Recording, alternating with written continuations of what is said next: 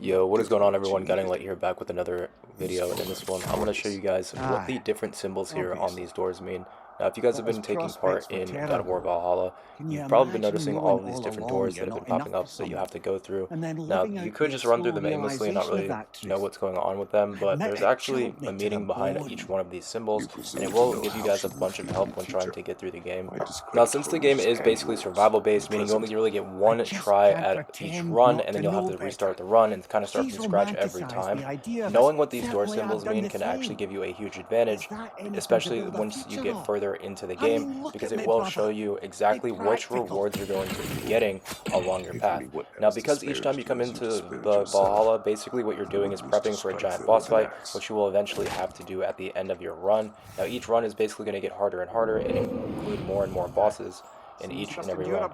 So it's very important to know what these symbols mean so that you can go and get the right gear and weapons so that you can actually defeat the bosses.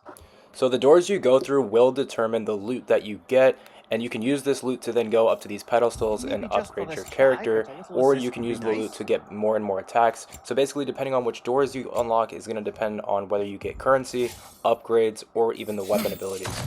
So if you come in here and you decide that you're low on currency, or you know the boss you're going to fight and you need to make sure that you have the right gear, whether you need to unlock yourself more attacks or go ahead and get yourself more currency, depending on the door you go through is going to depend on the loot you get or the perks you get. So here's a quick look at the key, which will tell you guys exactly what you will get for going through which door, and it will also tell you guys what is inside each of the chests. So if you go through a door with the right symbol, it will actually go ahead and bring you guys to a chest, which will give you the exact same kind of loot.